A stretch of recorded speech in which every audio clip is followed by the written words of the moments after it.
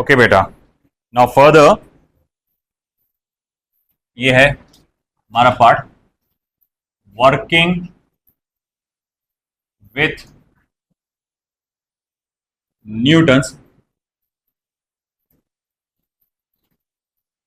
First and second law. Working with Newton's first and second law. चलिए देखिए बेटा, अब हम लोग ने न्यूटन्स फर्स्ट लॉ का स्टेटमेंट देख लिया, न्यूटन्स सेकेंड लॉ का भी हम लोग ने स्टेटमेंट देखा, उसका इन डिटेल एक्सप्लेनेशन देखा। हमने बहुत सारी चीजें देखी उसके अंदर कि फॉर्मूले क्या है, किस सिचुएशन में कौन सा फॉर्मूला लगेगा, कैसा फॉर्मूला लगेगा एंड ऑल दैट। अब हम लोग को क्या है, कुछ रूल्स को यहां पर स्टडी करना है, जो न्यूटन्स सेकेंड लॉ के जो कहा जाएगा या फर्स्ट लॉ से रिलेटेड कुछ रूल्स है। ओके, तो देखो स्टेप 1, जब भी आप किसी प्रॉब्लम को सॉल्व करने वाले हो यूजिंग न्यूटन्स फर्स्ट और न्यूटन्स सेकेंड लॉ, जब भी मैं किसी प्रॉब्लम को सॉल्व करने वाला हूं using Newton first and Newton second law, उसका रूल क्या है? सबसे पहला स्टेप क्या है? Identify the system. Identify the system, ये एक बहुत इंपॉर्टेंट पहला स्टेप। सिस्टम को आइडेंटिफाई करो कि सिस्टम क्या है आपका, आप किस पे लगा रहे हैं, किस ऑब्जेक्ट पर आप ये रूल्स लगा रहे हो, न्यूटन सेकंड लॉ के, थर्ड लॉ के, जो भी है, फर्स्ट लॉ के, सेकंड लॉ के, जो है वो किस पे लगा रहे हो। System can be anything, system can be anything, a single particle, a block, a group of block,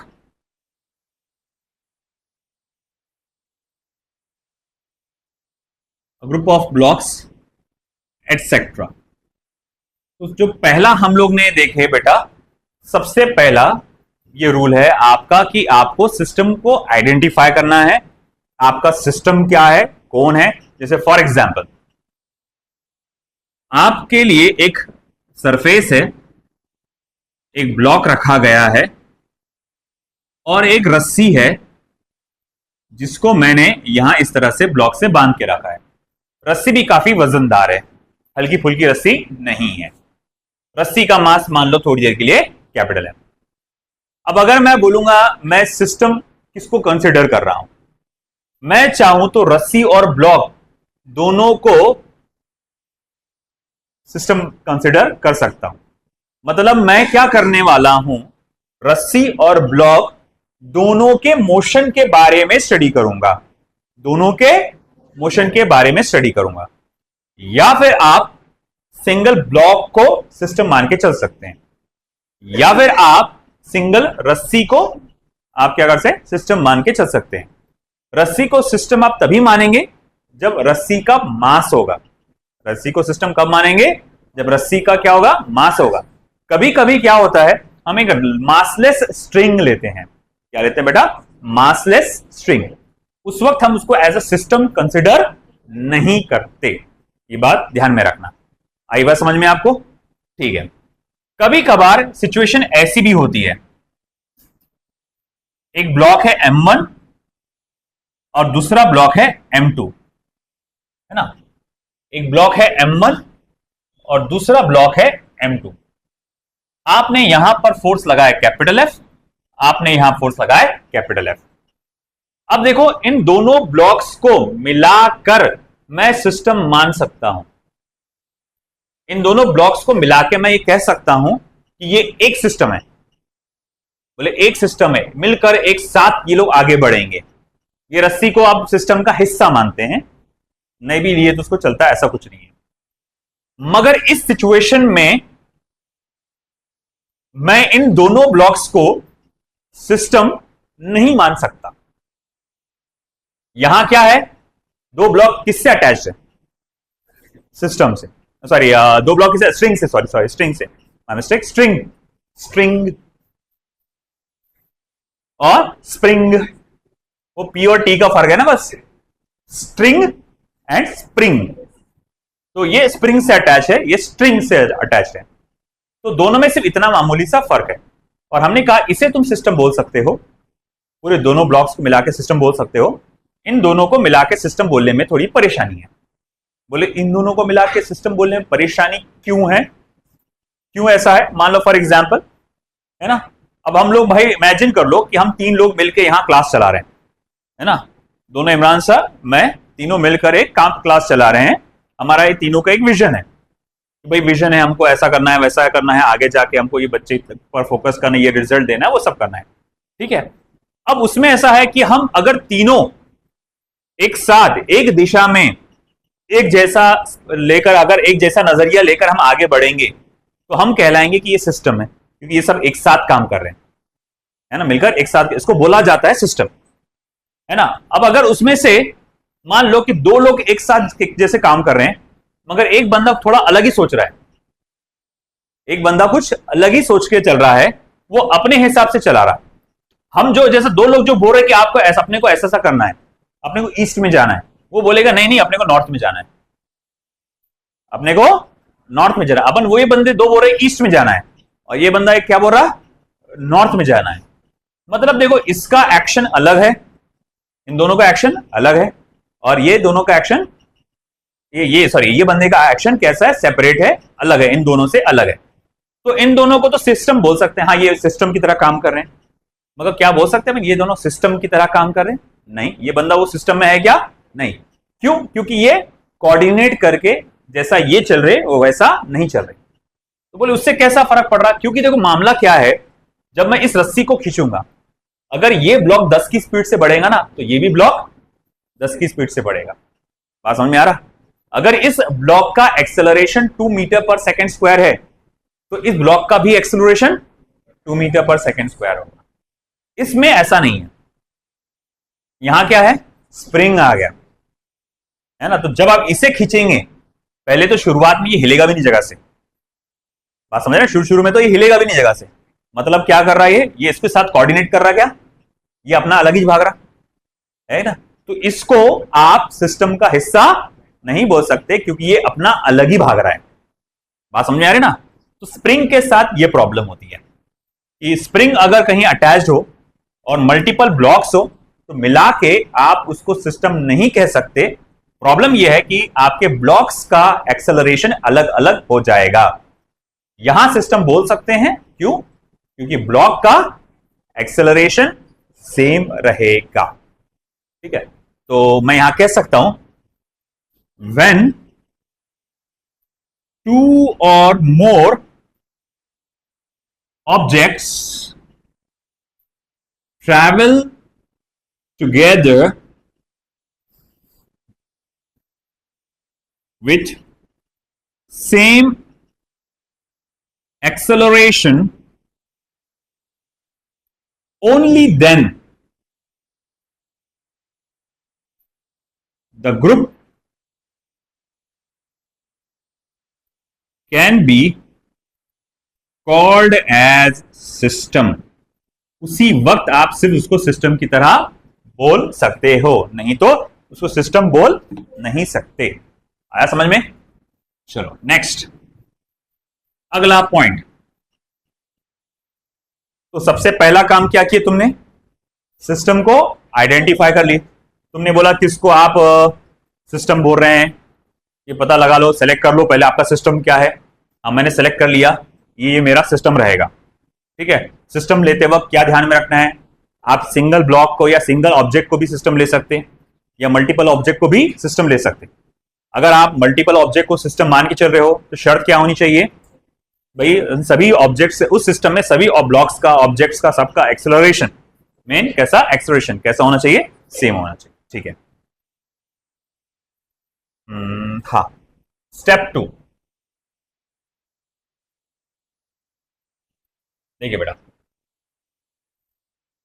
once the system is decided, once the system is selected बोलना चाहिए, is selected,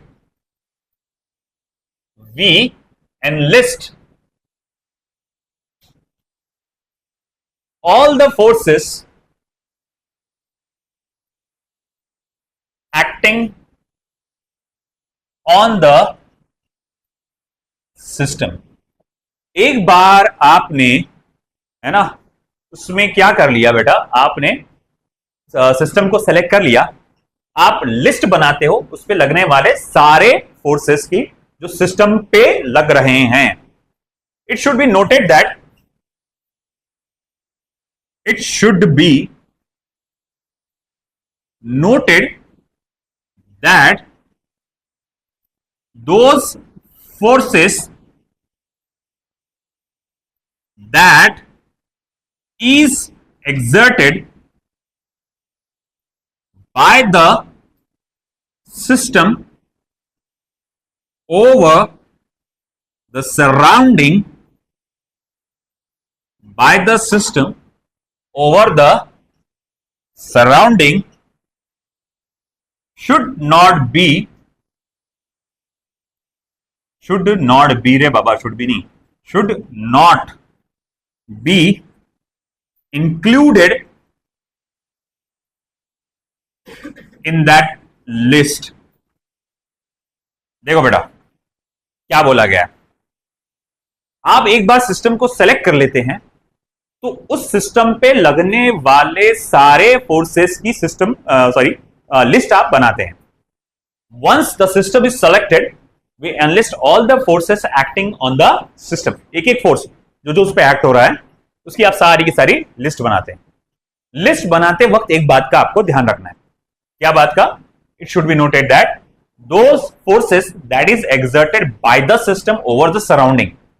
अगर सिस्टम किसी और पे कोई फोर्स एक्सर्ट कर रहा होगा वो उसमें इंक्लूडेड नहीं होगा. मिसाल के तौर पे देखिए, आप एक ब्लॉक है ए, दूसरा ब्लॉक है बी. मैंने क्या किया, इस ब्लॉक ए और बी की असेंबली को फोर्स लगाया तो होगा क्या, ब्लॉक ए ब्लॉक बी को पुश करेगा. This is the force experienced by the block B due to A. तो भाई न्यूटन्स थर्ड लॉ को फॉलो करते हुए ब्लॉक बी भी क्या करेगा, ए को फोर्स लगाएगा. And this will be the force Newton's N A B, यानी यहां लिख देना चाहिए मुझे एक्चुअली, तो जरा फील आएगा. हाँ, फोर्स एक्सर्टेड या नॉर्मल रिएक्शन यानी कि फोर्स ही होता है, फोर्स एक्सर्टेड या force experienced by the block A due to B. और अगर मैंने इसका बोला कि ब्लॉक ए का फ्री बॉडी डायग्राम बनाओ तो आप क्या बनाएंगे, आप ये फोर्स F बनाएंगे, आप ये बनाएंगे NAB. आप NBA वाला फोर्स, ये वाला एरो वाला फोर्स, ये नहीं बताएंगे आप उसमें. क्यों नहीं बताएंगे बताओ? मैंने A को सिस्टम माना, मेरा अभी किसका फ्री बॉडी डायग्राम बनाया मैंने, मतलब अभी बताना आपको बाकी है फ्री बॉडी डायग्राम. मैंने A को सिस्टम माना, मैंने एक सिस्टम की तरह उसको सेलेक्ट कर लिया, अलग से निकाल लिया. समझ में आ रहा आपको? मैंने सिस्टम किसको पकड़ा, A को. अब उस पर दो फोर्सेस लग रहे हैं, वैसे चार है. एक है ग्रेविटी MAG और दूसरा है normal reaction of the surface, ये भी है इसमें. ये दो चार फोर्सेस है. तो मैंने क्या देखा कि आप इसमें गलती से भी ये वाला फोर्स नहीं बताओगे. क्यों नहीं बताओगे बताओ? हाँ बोलो. मैंने क्या बोला, इस सेकंड स्टेटमेंट को पढ़ो. पहला पढ़ो सेंटेंस क्या है, we enlist all the forces. अब इंग्लिश सबको आती ना, तो पढ़ो ना, ऐसा खामोशी है. We on the system, once the system is selected, we enlist all the forces acting on the system. आगे क्या लिखा है, it should be noted that those forces that is exerted by the system over the surrounding should not be included in that list. वो force जो कौन किस पर exert करता है, सिस्टम आसपास, सराउंडिंग मतलब उसके आसपास जो भी होगा. अब इसके सराउंडिंग में क्या है, नीचे सरफेस है और इधर क्या है बेटा, ब्लॉक है. तो ये जो ब्लॉक ए ब्लॉक बी पे जो फोर्स एक्सर्ट करेगा वो उसमें इंक्लूडेड नहीं होना चाहिए. उसमें सिर्फ वही फोर्सेस होना चाहिए जो उसको फील हो रहे हैं. बात समझ में आ रही है आपको? ठीक है, तो ये लिस्ट मैंने बना लिया। ओके, जैसे ब्लॉक बी का अगर मैं बोलूंगा इसका फ्री बॉडी डायग्राम बनाओ या इसका बताओ, इसको सिस्टम की तरह सेलेक्ट करके बताओ क्या क्या फोर्सेस लग रहे हैं, तो अब आप बोलेंगे इस पे एक फोर्स लग रहा है NBA, है ना, उसका वेट है MBG, और दूसरा है normal reaction of the surface again, NS dash कर डालता हूं, इससे अलग आएगा क्योंकि वो, ठीक है। अब देखो इसमें मैंने NAB बनाया क्या? अब गौर से देखो बेटा, NAB बनाया क्यों नहीं बनाया? क्योंकि सिस्टम ये सराउंडिंग पे फोर्स एक्सर्ट कर रहा है ना, हमें वो लगाना है, वो देखना है कि जो इस पे अत्याचार हो रहे है ना, हमें सिर्फ उसकी लिस्ट बनाना है जिसने मुझ पर अत्याचार किया, मैं उन लोगों की लिस्ट बनाऊंगा। मैं जिस पे अत्याचार कर रहा हूं उनको मैं इग्नोर मारूंगा, अरे जान दीजिए, होता है ना, बात समझ में आ रही? तो तुम पर जिसने जिसने अत्याचार करा उसकी लिस्ट बनाओ, है ना, और जिस पर तुम अत्याचार कर रहे हो उसको जान दो, छोड़ दो, है ना। अरे ऐसा नहीं करना रे भाई, एग्जाम्पल दे रहा, तो वैसी सीन हो गया कि यहां पर लिस्ट उनकी बनी जिस पर ये मतलब जिससे इनको फोर्स एक्सपीरियंस हो रहा है ना। अगर ये किसी और पे फोर्स लगा रहा है उसको लिस्ट में हम लोग काउंट नहीं करते। That's it. आई होप आपको ये बात समझ में आई होगी। बेटा ये बारीकी से एक एक बात को समझना जरूरी है, रट्टा नहीं मारना जाके घर पे, नहीं तो रट्टे बैठेंगे, है ना। ये स्टेप्स को तुमको रटना नहीं है, ये सिर्फ समझना है और याद रखना है।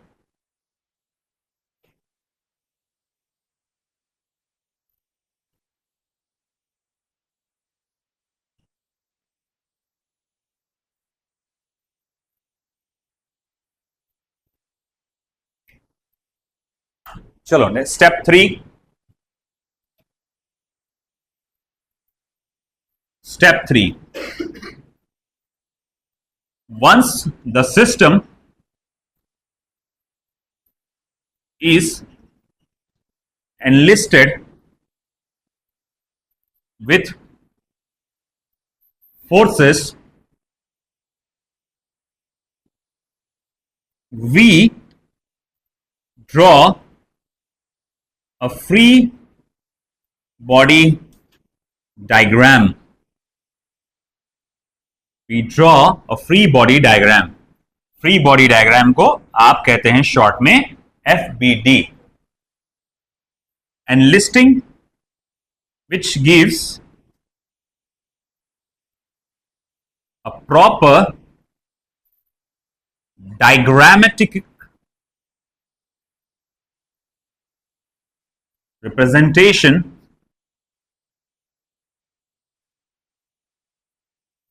of all the forces. It gives us proper diagrammatic representation of all the forces. Okay, next.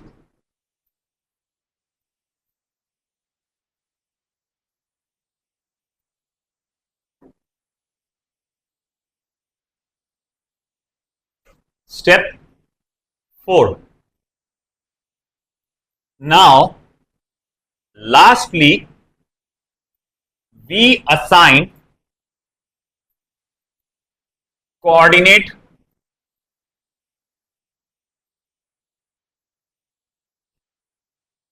axis, and lastly we assign coordinate axis. The x axis, ये वाला सबसे इंपॉर्टेंट है, the x axis is chosen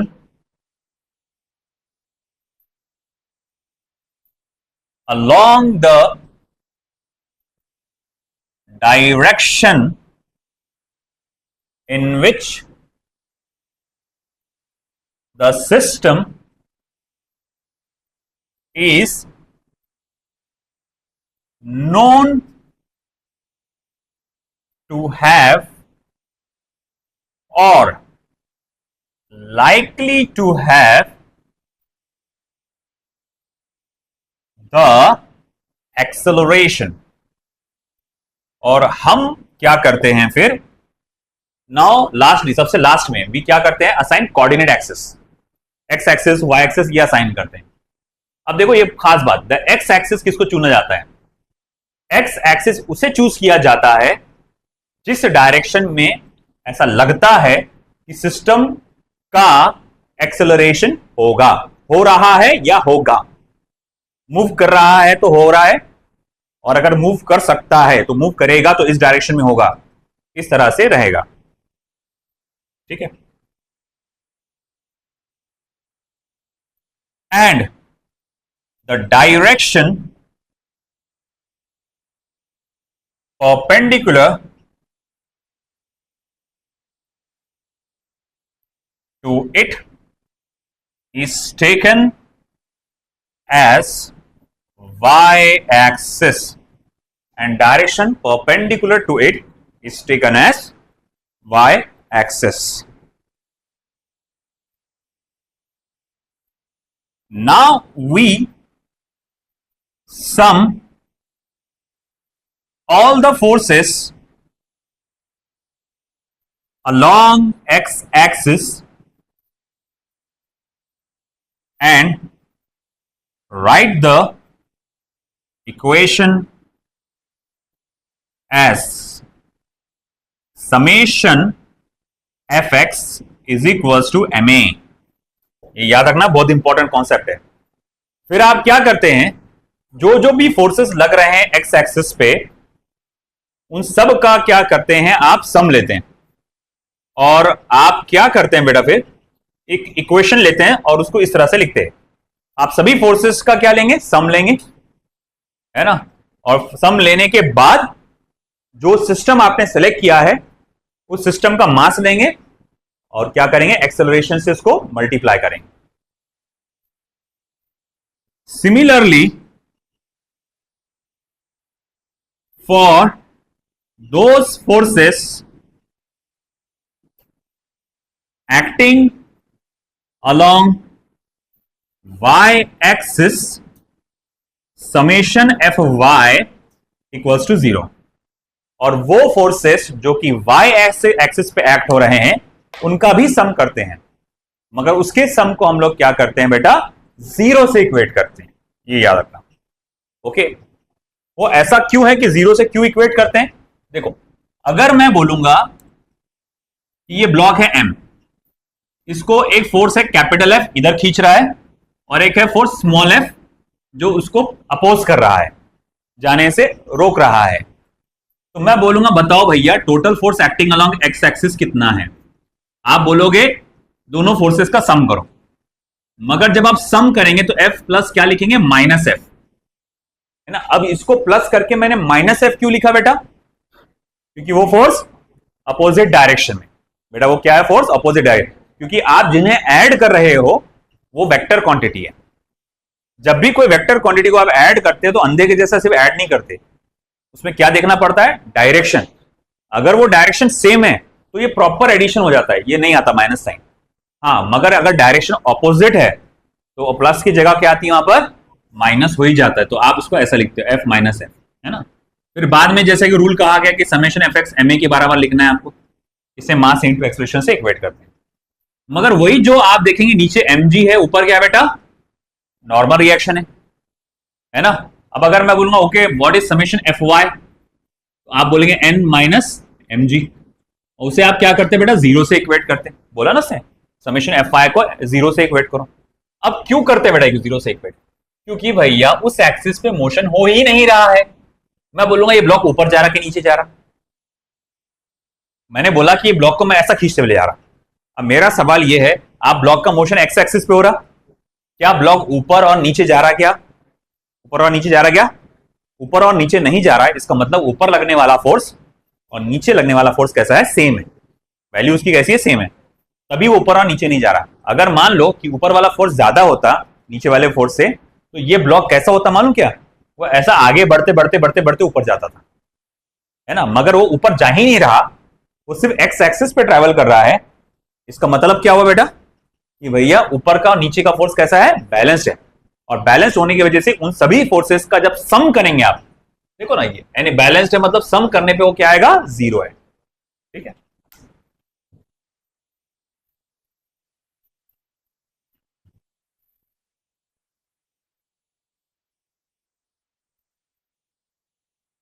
step one हुआ क्या सभी का? किसी का स्टेप वन बाकी है? ठीक है, अब स्टेप 5 को ही आगे ले जाते हुए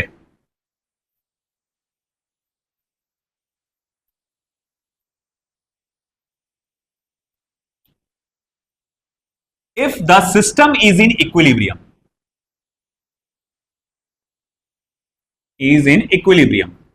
अब जिस सिस्टम को आपने सेलेक्ट किया है वो इक्विलिब्रियम में, इक्विलिब्रियम में होने का मतलब आइदर वो रेस्ट में है या फिर यूनिफॉर्म मोशन में। बेटा ध्यान देना इस बात पे, आइदर वो रेस्ट में है या फिर यूनिफॉर्म मोशन में है। तो फिर उस वक्त क्या करते हैं आप क्या करते हैं, sum of all the forces acting along X axis को जीरो से इक्वेट करते हैं और sum of all the forces acting along Y axis को भी आप जीरो से इक्वेट करते हैं।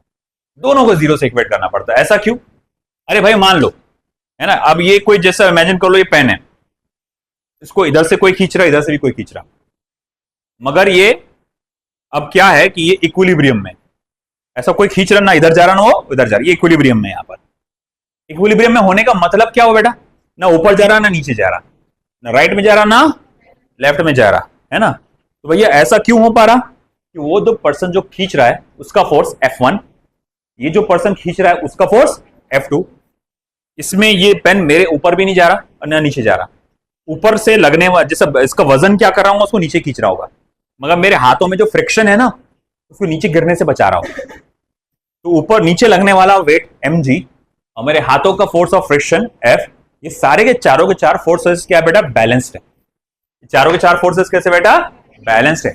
इसी वजह से यहां पर हर एक फोर्स का सम आपका क्या आएगा, जीरो है। एक्स एक्सिस के फोर्सेस का सम जीरो, वाई एक्सिस के फोर्सेस का भी सम क्या आएगा बेटा, जीरो आएगा। लिख लो, ये आपके 4 स्टेप्स थे जो आपको ध्यान में रखना है। ओके, ध्यान दीजिए इधर। अगला टॉपिक या अगला कॉन्सेप्ट जो आपको स्टडी करना है, that will be very helpful in solving various problems in this chapter, that is free body diagram. अब ये फ्री बॉडी डायग्राम किस चीज का नाम है, किस वाला का नाम है? तो ये एक किस्म का डायग्रामेटिक रिप्रेजेंटेशन है। आप एक डायग्राम के जरिए बताते हैं कि फलाना फलाना सिस्टम पे, फलाना फलाना ऑब्जेक्ट पे कौन कौन से फोर्सेस लग रहे हैं, उस पे कौन से फोर्सेस लग रहे हैं। याद रखना, वो क्या फोर्स लगा रहे हैं वो मैटर नहीं करता, मैटर क्या करता है, उस पे कौन से फोर्सेस लग रहे हैं और कौन से डायरेक्शन में लग रहे हैं। तो फ्री बॉडी डायग्राम को हम लोग ऐसा लिखेंगे, इट इज अ, लिखो मेरे साथी, diagrammatic representation. It is a diagrammatic representation which enlists all the forces experienced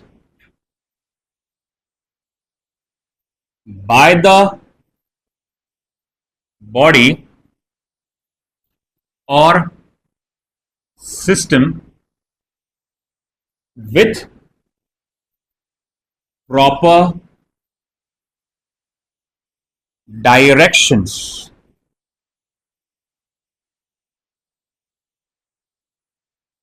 It should be noted that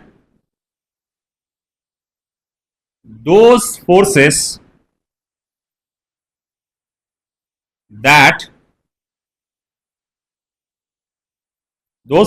which system exerts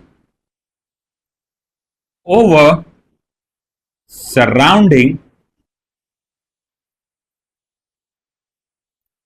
is not included in the free body diagram, FBD बोला जाता है इसको, FBD। अब examples, first वाला देखो बेटा, एक surface है जिसके ऊपर एक ब्लॉक रखा गया है, इसका मास कितना है बेटा, स्मॉल एम। मैं कहूंगा कि इसका फ्री बॉडी डायग्राम बताइए। तो अब इसका फ्री बॉडी डायग्राम हम लोग कैसे बनाते हैं, देखो बेटा, फ्री बॉडी डायग्राम मैं ब्लॉक को अलग से बनाऊंगा, यानी ये ब्लॉक मेरा सिस्टम है, सिस्टम को अलग से बनाऊंगा और उस पे लगने वाले सारे फोर्सेस को डायग्राम के साथ बताऊंगा। जैसे ही बताऊंगा, देखो ये वेट है mg डायरेक्टेड वर्टिकली डाउनवर्ड्स, ये है normal reaction directed vertically upwards. आई बात समझ में? इसको ड्रॉ करने का एक और तरीका होता है, बोले कैसा? ये ब्लॉक बनाना जरूरी नहीं है, गौर से सुनो, ये ब्लॉक बनाना जरूरी नहीं है। आप एक छोटा सा पॉइंट बना लो जो कि इसका ये ब्लॉक को इंडिकेट करेगा और इसको मास m करके लिख डालो। अब उस पे लगने वाले फोर्सेस बता दो, ये mg एक्टिंग वर्टिकली डाउनवर्ड्स और ये नॉर्मल रिएक्शन। आप इसको ऐसा भी बना सकते हो और ऐसा भी बना सकते हो। या फिर एक और बताता हूं मैं आपको बात, इतना भी करने की जरूरत नहीं, सेपरेट ब्लॉक को बनाने की जरूरत नहीं है। आप यहीं पे भी बता सकते हो, इस पे ये वेट लगा mg और ऊपर साइड में लगा फोर्स नॉर्मल रिएक्शन। आई बात समझे? अब जैसे फॉर एग्जांपल सेकंड, मैं ये कह रहा हूं ये ब्लॉक है मेरा मास m, उसे आप P फोर्स से घसीट के लेके जा रहे हैं, पुलिंग फोर्स P, उसको लेके जा रहे हैं। और आप आगे जाके पढ़ेंगे जिस डायरेक्शन में मोशन होता है उसके ऑपोजिट डायरेक्शन में फोर्स ऑफ फ्रिक्शन लगता है। अगर ऑब्जेक्ट इधर जा रहा है घसते हुए तो फोर्स ऑफ फ्रिक्शन उसके ऑपोजिट डायरेक्शन में लगेगा, तो हमें फोर्स ऑफ फ्रिक्शन इधर ऑपोजिट डायरेक्शन में लगेगा। और अगर मैं बोलूंगा चलो ठीक है उसका फ्री बॉडी डायग्राम बनाओ, तो अब इसका फ्री बॉडी डायग्राम हम कैसे बनाएंगे? देखो, सबसे पहले ब्लॉक लेंगे, मास m, बनाओ उस पर लिस्ट पुलिंग फोर्सेस की, सारे फोर्सेस उस पर लगने वाले फोर्सेस की। बोले ये पुलिंग फोर्स लग रहा है उसको, क्योंकि सरफेस रफ है तो उस पर फोर्स ऑफ फ्रिक्शन लग रहा है पीछे की तरफ। ओके ओके, फिर उसके बाद क्या? ग्रेविटेशनल फोर्स लग रहा है उसके ऊपर, यानी कि वेट mg, और जिस सरफेस पे रखा है सरफेस उसको क्या दे रहा? Normal reaction. ये सारे फोर्सेस की लिस्ट बना रहे हैं जो उसे एक्सपीरियंस हो रहा है। बात समझ में आ रही है ना आपको? ये सारे फोर्सेस की आप उस पर लिस्ट बना रहे हैं।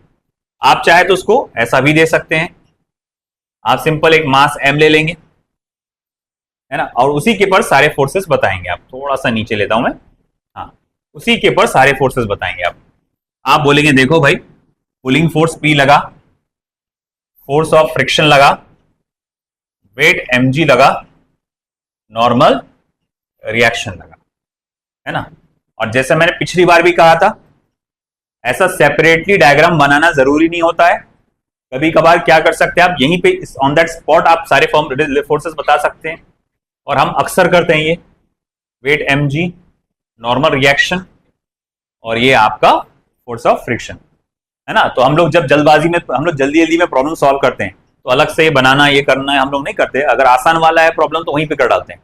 हाँ, सिस्टम अगर कॉम्प्लेक्स है तो थोड़ा सेपरेट लेके सॉल्व करना पड़ता है, चीजें क्लियरली समझ में आती है। मगर एक आसान सा प्रॉब्लम है तो वहीं बना लो, काम हो जाता। आया समझ में आपको? ठीक है, ओके। ये थ्योरी लिखना सभी का हो गया? थ्योरी किसी की बाकी है? ओके,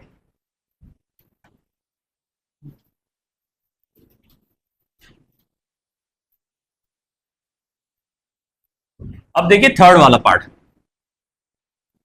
ये सरफेस है,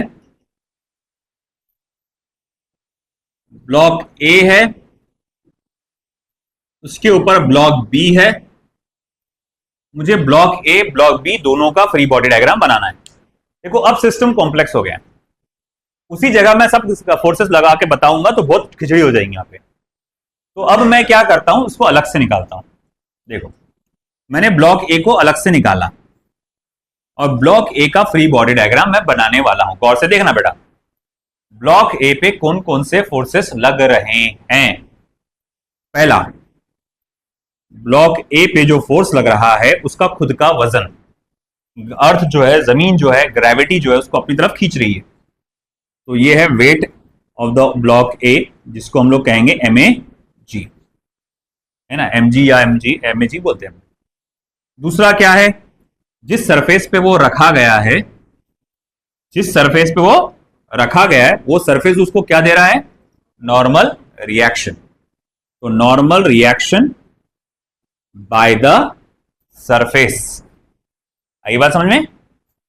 और दूसरा क्या है, ये जो ब्लॉक बी है उसका वजन पड़ रहा है ए पे, ब्लॉक बी जो है उसका वजन पड़ रहा है ए पे। तो मैं यहां लिख सकता हूं weight of the block B, है ना, ब्लॉक बी का जो वजन पड़ रहा है ए पे उसका वेट। अच्छा, weight of the block B को हम ऐसा भी लिख सकते हैं, normal reaction on A due to B, इसको हम ऐसा भी बोल सकते हैं, normal reaction of A due to B या वेट ऑफ बी। तो देखो ये ब्लॉक ए का फ्री बॉडी डायग्राम हो गया। अच्छा ठीक है, अब आई बारी ब्लॉक बी की। देखो ब्लॉक बी पे जो फोर्सेस लग रहे हैं हमको वो देखना है।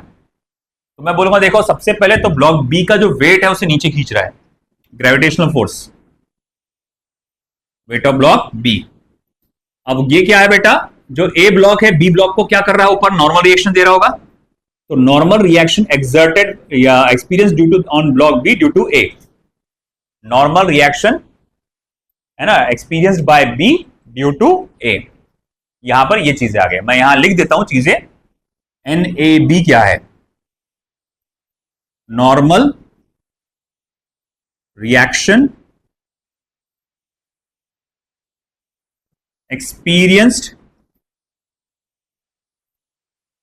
Bye A due to B. अच्छा ठीक है, NBA क्या है बेटा, normal reaction experienced by B due to A. आया समझ में बेटा। तो ये चीजें आ गई। तो आपने देखो ए पे आपने सिर्फ वही फोर्सेस बनाए जो उसको फील हो रहे। आपने ए के लिए NBA बनाया क्या, मगर NBA क्यों नहीं बनाया, क्योंकि NBA वो फोर्स है जो ए लगा रहा है, जो ए लगा रहा है अपने सराउंडिंग पे। और फ्री बॉडी डायग्राम में हम वो वाले फोर्सेस इंक्लूड नहीं करते जो सिस्टम सराउंडिंग में लगाता है। आई बात समझ में। उधर का हुआ क्या आपका, नहीं हुआ, काफी लोगों का नहीं हुआ। ठीक है, 2 मिनट रुक रहा हूं, जल्दी 2 मिनट में बनाओ।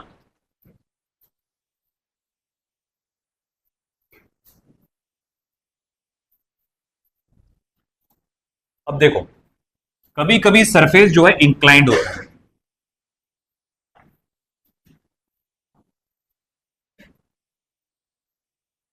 ध्यान दीजिएगा बेटा इधर। फोर्थ एग्जाम्पल, इस तरह का एक इंक्लाइंड सरफेस हो सकता है आपके पास थीटा, जिसपे ब्लॉक इस तरह से रखा हुआ है, ओके। और मैं इसका फ्री बॉडी डायग्राम बनाऊंगा। आमतौर पे इसका जब फ्री डायग्राम हम बनाते हैं तो सेपरेटली ना बना के डायग्राम में ही बना देते हैं, इस टाइप के एग्जांपल्स में। जैसे इस पे कौन कौन से फोर्सेस लग रहे हैं, कुल मिला के बेसिकली 2 है। एक है वेट mg, बेटा वेट mg जो होता है ना ये हमेशा सीधा होता है नीचे, वेट हमेशा डायरेक्टेड होता है सीधा। और दूसरा है बेटा नॉर्मल रिएक्शन, ये होता है बेटा दूसरा नॉर्मल रिएक्शन। अगर ये सरफेस रफ होता, देखो हमको मालूम है ये इधर फिसल के जाएगा, है ना। अगर ये सरफेस रफ होता तो इसके ऊपर यहां पर एक फोर्स ऑफ फ्रिक्शन भी लग सकता था। वैसे आप बता सकते हो कि कौन सी चीज है जो उसको इधर खींचती है, 2 फोर्सेस लग रहे, वेट तो ऐसा लग रहा, मतलब वेट तो ऐसा खींच रहा, नॉर्मल रिएक्शन तो ऐसा ढकेल रहा। तो कौन सी चीज है जो उसको इधर खींच रही है, कुछ भी नाम मालूम है तो ऐसा नहीं बोल देना वो गोल गोल घूमने पे लगता हो तो। कौन सी चीज है जो यहां पर लग रही है, वो जो उसको नीचे खींचती है, ऐसा एनी आइडिया। असल में ये वेट का कंपोनेंट होता है, ये वेट का कंपोनेंट होता है। आगे जाके आपको डिटेल में बताऊंगा, अभी वक्त नहीं है। ये थीटा तो ये भी थीटा, इसे हम लोग कहते हैं mg cos थीटा और इसे लिखते हैं mg sin थीटा। तो असल में वेट का हिस्सा होता है mg sin थीटा, वो उसे नीचे खींच रहा होता है, वो उसे नीचे खींच रहा होता है। इसीलिए इस ऑब्जेक्ट के एक्सेलरेशन को, क्योंकि अब इसका ये एक्स एक्सिस रहेगा, मैंने क्या बोला था, जिस डायरेक्शन में उसका एक्सेलरेशन होगा वो बनेगा एक्स एक्सिस, तो ये इसका एक्स एक्सिस है, तो इसके एक्सेलरेशन को हम लोग जी साइन थीटा करके बोलते हैं। मास से डिवाइड कर दो, ये टोटल फोर्स है ना इस डायरेक्शन में जो लग रहा, मास से डिवाइड कर दो, एम कट जाएगा, जी साइन थीटा बच जाएगा। ये याद रखना, यहां पर एक्सप्रेशन क्या होता है, जी साइन थीटा। तो हमने वही बना दिया इसको फ्री बॉडी डायग्राम। आप चाहे तो उसको सेपरेट भी बना सकते हैं। कैसे? आपने बनाया वेट mg और ये नॉर्मल रिएक्शन, बस इतना बताना है और कुछ नहीं। वो बाकी की बातें बाद में करते हैं, डायरेक्ट एफबीटी में डायरेक्ट नहीं बनाते ये चीजें।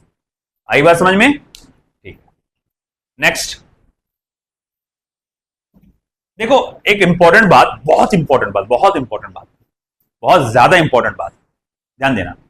कई लोग इसको देखकर बोलते हैं सर हमें एक्चुअली नॉर्मल रिएक्शन की कंपोनेंट्स बनाना चाहिए था, है ना, आपको ऐसा करना चाहिए था। ये इसको आप एक्स एक्सिस बनाओ, इसको आप ऐसा डायग्राम देखते हैं ना, तो इंसान सोचता है ये वाई एक्सिस, ये एक्स एक्सिस, ये एन, मैं बोलता हूं कौन सा वाला फोर्स टेढ़ा है, तो आप बोलेंगे सर ये वाला इंक्लाइंड, ये वाला फोर्स टेढ़ा है, इसको थीटा ले लो, एन कॉस थीटा ले लो, एन साइन थीटा ले लो। अक्सर लोग ऐसा बोलते हैं। बात समझो बेटा, बहुत डिटेल वाली बात बोल रहा हूँ, बहुत बारीक बात बोल रहा हूं मैं, है ना। बाकायदा यूट्यूब पे ऐसे कई सारे लेक्चर है इसके, सिर्फ यही बात समझाने के लिए, है ना। देखो इधर ध्यान दो, क्या बोल रहा हूं मैं। अक्सर लोग गलती क्या करते हैं, जब फ्री बॉडी डायग्राम बनाते हैं, वो बोलते हैं सर ये वाई एक्सिस, ये एक्स एक्सिस। हमको मालूम है कोऑर्डिनेट सिस्टम बनाए बाद जो फोर्स एक्स और वाई के बीच में आता है, हम लोग उस फोर्स का क्या करते हैं, कंपोनेंट लेते हैं। तो ये फोर्स का कंपोनेंट ले लो, N cos theta, N sine theta, फिर आप बोलते हैं सर हाँ वो आ गया sir, N cos theta is equal to M G, है ना, और फिर जो भी है, मगर ये निकलता है गलत। बोले क्यों? आप इसको एक्स एक्सिस नहीं ले सकते। बोले क्यों नहीं ले सकते? एक्स एक्सिस उसको लिया जाता है जिस डायरेक्शन में एक्सेलरेशन हो। क्या मेरा एक्सेलरेशन इस डायरेक्शन में है? क्या ये ब्लॉक घसता हुआ इधर चला गया था? ब्लॉक घसता हुआ ऐसा आया था, इसीलिए ये मेरा एक्स एक्सिस है, ये मेरा वाई एक्सिस है। इसके हिसाब से जो फोर्स टेढ़ा आएगा, अगर आपने गौर से देखा होगा, अगर मैं ये वाई एक्सिस बनाऊंगा ऐसी, एक रफ इधर लेके बना के दिखाता हूं मैं आपको, ये देखो ये हुआ ऐसा, ये ब्लॉक एम, और मैंने कहा कि भैया ये इसका क्या बनेगा, एक्स एक्सिस, क्योंकि वो ऐसा जाएगा, और ये क्या बनेगा बेटा इसका, वाई एक्सिस। आप नोटिस करो, ये होगा इसका क्या, नॉर्मल रिएक्शन, और ये होगा वेट जी। अब इस एक्स एक्सिस और वाई एक्सिस के हिसाब से बताओ कौन सा ऐसा फोर्स है जो ना ही एक्स पर है और ना ही वाई पे है, प्योरली mg, दोनों के बीच में आ रहा। इसी वजह से mg का कंपोनेंट लेना पड़ा, ना कि नॉर्मल रिएक्शन का। कोई ऐसा भी ले सकता है और सॉल्व करेगा उसको, और सॉल्व करेगा तो गलत निकल जाएगा, और यकीनन तौर पे वो ऑप्शन में होता है, उनको मालूम है कि ये गलती कर सकते हैं, तो ये ऑप्शन में दे देते हैं। इंसान एक्साइटमेंट में टिक करके आ जाता, फिर सपने देखने लग जाए मैं डॉक्टर बन गया, एम्स मेरा सिलेक्शन हो गया, मेरा सत्कार हो गया। अबे कुछ नहीं हुआ तेरा, है ना। तो ध्यान रखना है, एक्स एक्सिस किसको लेना है, वाई एक्सिस किसको लेना है, ये बहुत ध्यान रखना, ठीक है। फिफ्थ, एक रिजिड सपोर्ट है, उससे रस्सी की मदद से एक ब्लॉक अटैच है, ये मास m। अब हमको मालूम है क्या फोर्सेस लगने वाले हैं इस पे। फ्री बॉडी डायग्राम देखो इसका, ब्लॉक का।